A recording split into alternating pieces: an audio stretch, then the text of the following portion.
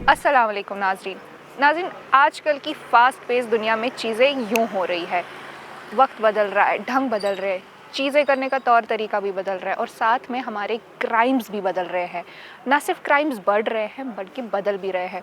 अभी हाल फिलहाल में कश्मीर में काफ़ी अफसोसनाक वाक़ा पेश आया। यहाँ के नौशहरा इलाके में एक बुज़ुर्ग खातून को उसके ही डोमेस्टिक हेल्प ने कत्ल कर दिया। क्यों किया, कैसे किया, ये हम सब जानते हैं। अब इसकी बैक स्टोरी कुछ यूँ है कि इस खातून के अहले खाना उम्रा करने के लिए गए थे और ये खातून अपने घर पे ही थी। ड्यू टू हर एज या फिर जो ट्रैवल रेस्ट्रिक्शंस है जो इनकी एज के साथ आते हैं, बीमारियों के साथ आते हैं, एंड उनको सुपुर्द किया गया था इसी डोमेस्टिक हेल्पर के साथ जो एक नॉन लोकल है। अब क्या होता है, इनके जो अहले खाना है वो वहाँ सऊदी से सीसीटीवी में सब देख रहे हैं। अब खुद सोचिए कितना दिल दहलाने वाले वाक़ा है। अब अगले दिन कुछ नेबर्स आते हैं इनको देखने, तो they find her in a pool of blood, murdered, killed, battered. तो जल्दी से शक नॉन लोकल पे जाता है। तो लोग इस पे काफ़ी हल्ला गुल्ला करते हैं कि हम कश्मीर में नॉन लोकल्स को काम ही क्यों देते हैं। हम कश्मीर में अगर नॉन लोकल्स को ला रहे हैं तो जो सिक्योरिटी एजेंसीज इनको यहाँ डिप्लॉय कर रही है, why they don't vet them properly. But नाजरीन, इस सब के बाद, हालांकि बहुत अफसोसनाक वाक़ा है, but I have just one question.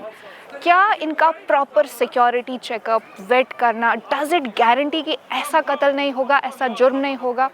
वो इंसान शायद चंद रुपयों के लिए, कुछ जेवरात के लिए बिगड़ गया, बहक गया और उसने इतना बड़ा क्राइम अंजाम दिया।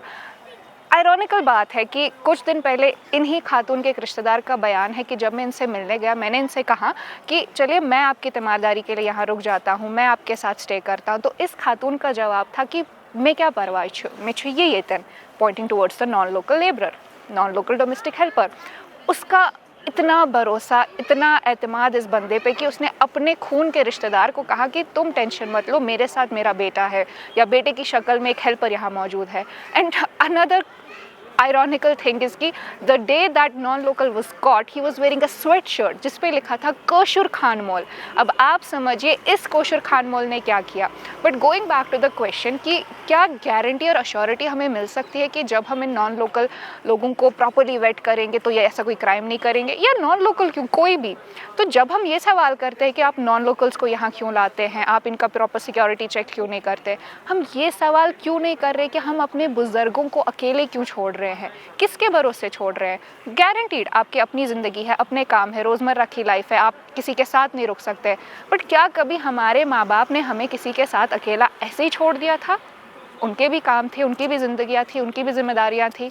सोचने वाली बात है कि हमें इतना कंपैशन फटीग आ गया है कि this thing is not abnormal to us कि हम अपने घर के एक बुज़ुर्ग को किसी नॉन लोकल के सुपुर्द कर रहे हैं जिसे हम बिल्कुल नहीं जानते। शायद उसने 1 महीने, 2 महीने या फिर साल हमारे घर पे काम किया है, फिर भी इसकी क्या गारंटी है कि he is going to turn truthful and loyal towards you. इस हवाले में जब मैंने थोड़ी सी जांच पड़ताल की तो देखा गया कि इस पे हम सोशल वर्कर्स से बात कर सकते हैं, साइकोलॉजिस्ट से बात कर सकते हैं। But let's think about this as a society कि हम कहाँ पहुँच चुके हैं। हमारे लिए अपने घर वालों को अकेला छोड़ना, अपने बुजुर्ग ख़ानदान को अकेला छोड़ना कितना आसान हो गया है। और किसी के भी support, this is not the first isolated incident. अभी कुछ साल पहले ऐसा ही कश्मीर में पहले भी हुआ था, जहाँ पर ऐसे ही लाल बाज़ार में एक खातून को एक नॉन लोकल लेबरर ने, नॉन लोकल डोमेस्टिक वर्कर ने एक सोने की चेन पे उसका कत्ल कर दिया था। हमारी इस माँ को भी पहले उनके सर पे किसी हैवी ऑब्जेक्ट से मारा गया था, then her throat was slit open. Imagine how gruesome. और उस इंसान की बेबसी क्या थी कि जो उम्रा करने गया था और उसने ये सारा चीज़ अपने सीसीटीवी फुटेज में वाया उसका मोबाइल देखा था।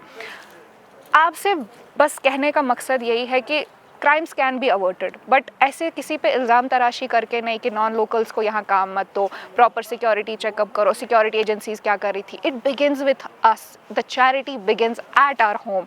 हम सोचें कि हमें कितना सिक्योर रहना है, कितना स्टेडफास्ट रहना है कि चाहे हम हो, हमारे अहल खाना हो, हमारे बुजुर्ग हो, जिम्मेदारी हमारे पास है। The onus is on us.